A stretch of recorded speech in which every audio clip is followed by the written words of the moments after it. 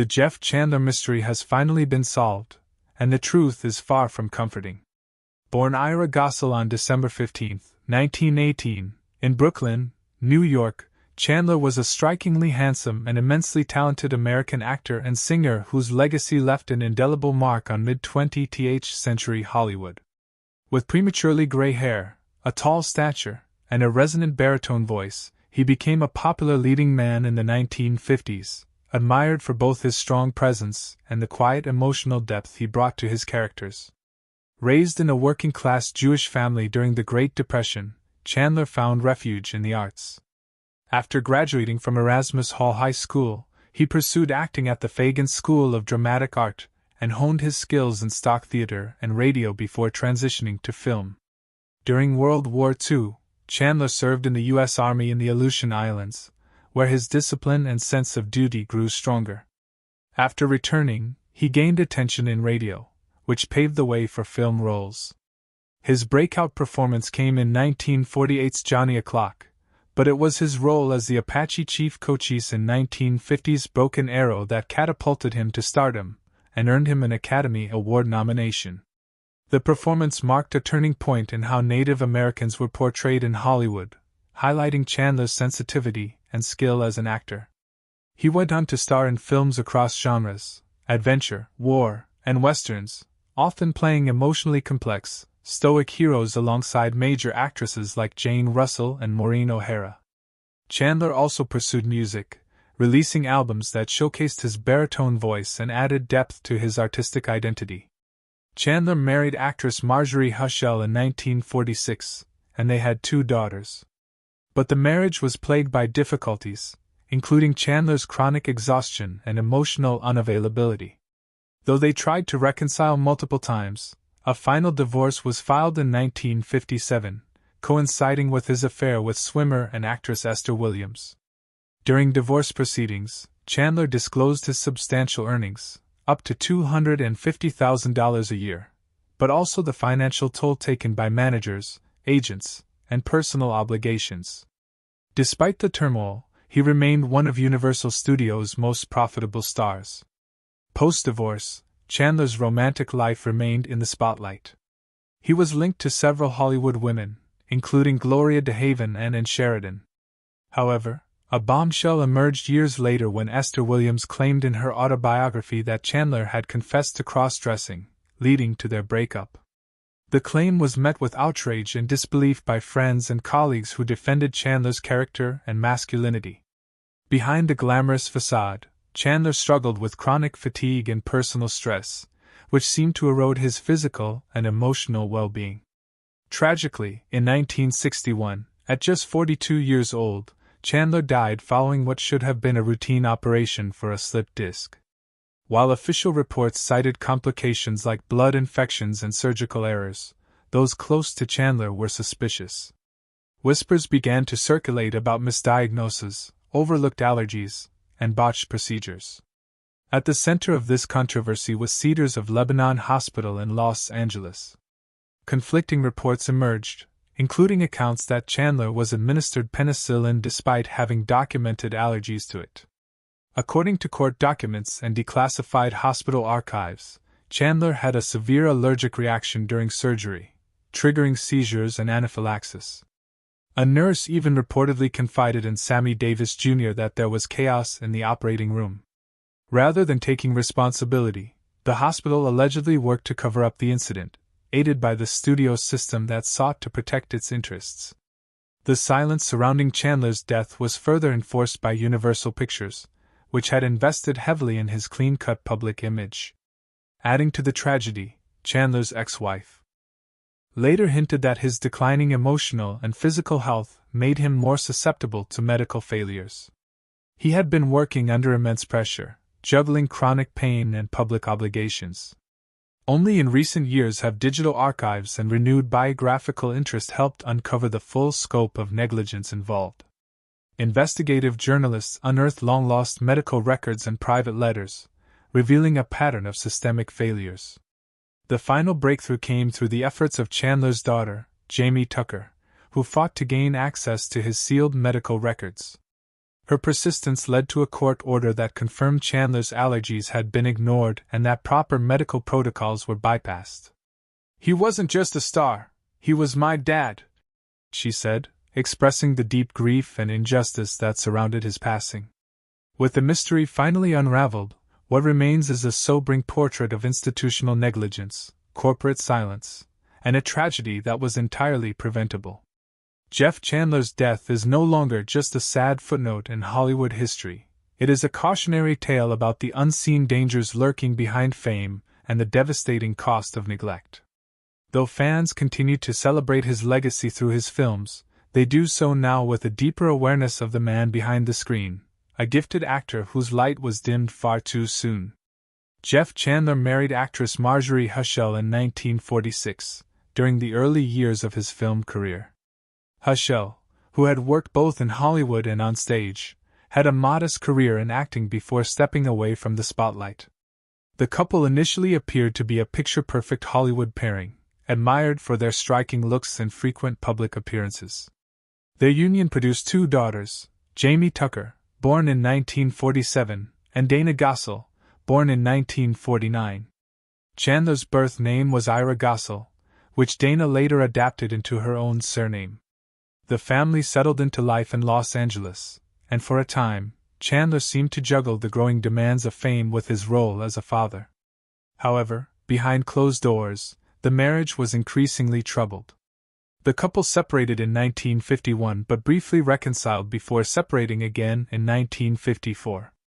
That same year, Marjorie filed for divorce, citing a breakdown in the marriage. One of her key grievances was Chandler's chronic fatigue, so extreme that he would reportedly fall asleep in public or during social events, regardless of the setting. She painted a picture of a man so overwhelmed and exhausted by his demanding career that his presence was often more absent than felt, even when he was physically there. The grueling hours on set and obligations to the studio were clearly taking a toll on both his health and family life. Despite the ongoing difficulties, Chandler and Hushell made another attempt to mend their relationship and reconciled in March 1955. During this time, Chandler continued to be one of Universal's most dependable and bankable stars.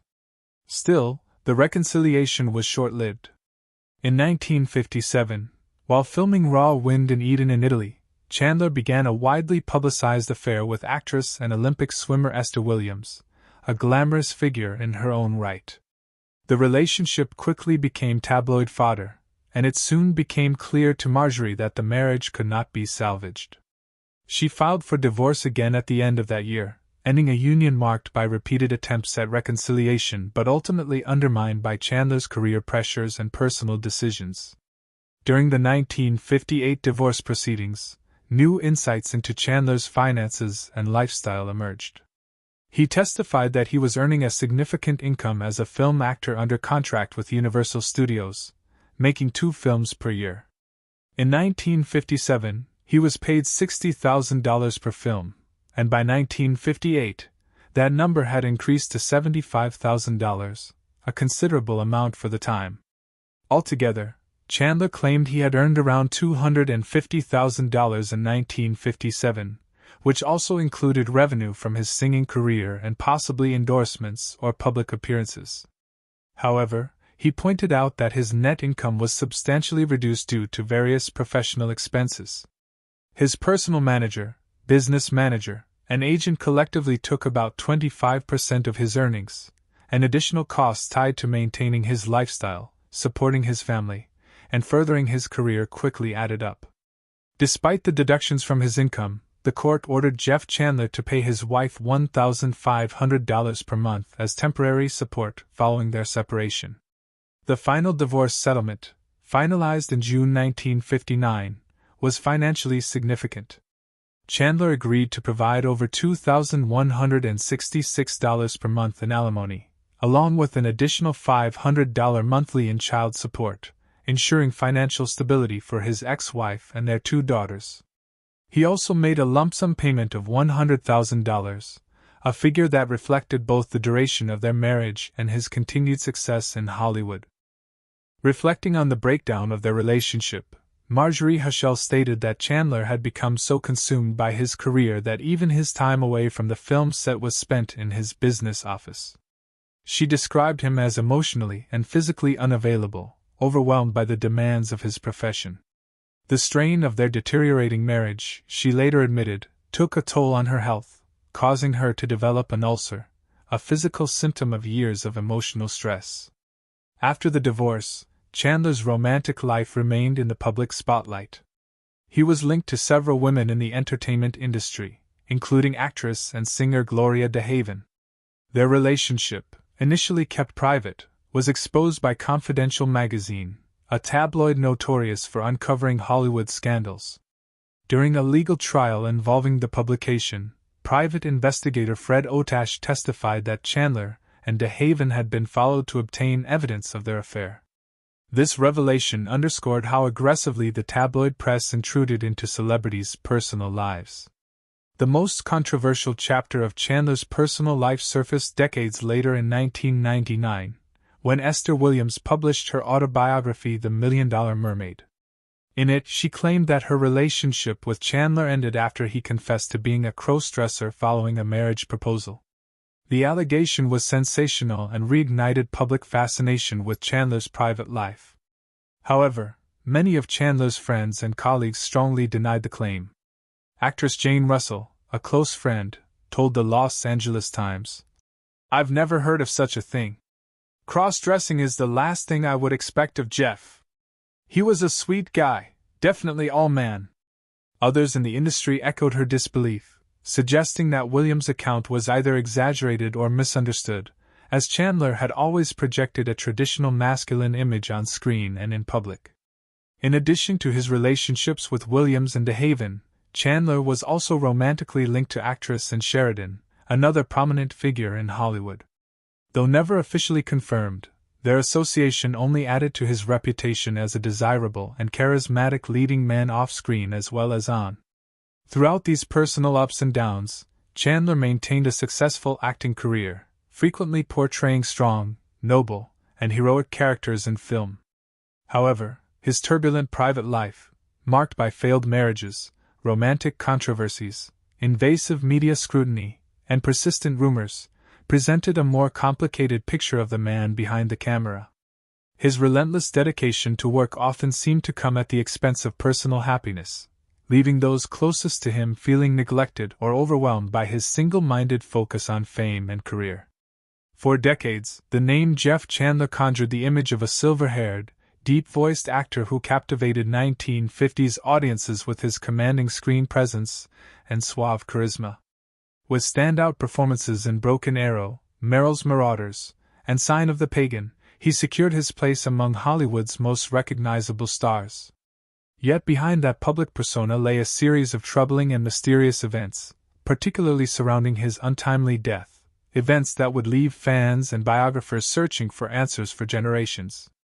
Jeff Chandler's death, long shrouded in mystery and whispers, has finally been brought into clearer focus after years of speculation. The beloved actor died suddenly in 1961 at just 42 years old, following what was expected to be a routine operation for a slipped disc. Official reports at the time cited complications from surgery, pointing to a blood infection and unspecified medical errors. However, details surrounding his hospitalization immediately raised red flags. Friends, colleagues, and even his ex-wife questioned how a healthy, vibrant man could deteriorate so rapidly under the care of a reputable medical institution. Rumors of botched procedures, ignored allergies, and staff negligence began circulating almost immediately after his passing.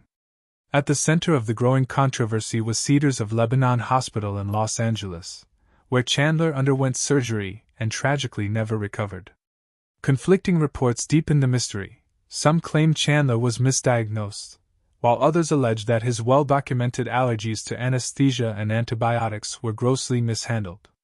In a shocking revelation, a nurse reportedly told Chandler's friend, Sammy Davis Jr., that chaos erupted in the operating room after Chandler began suffering seizures and anaphylactic symptoms. Newly unsealed court documents and hospital archives later confirmed the worst.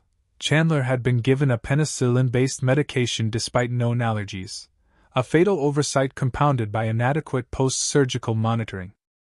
Rather than accept responsibility, the hospital allegedly moved quickly to conceal its mistakes, fearing lawsuits and a media scandal. A thick veil of silence soon surrounded the case. Industry insiders suspected that the Hollywood studio system, particularly Universal Pictures, where Chandler was one of the top stars, had a vested interest in keeping the details under wraps.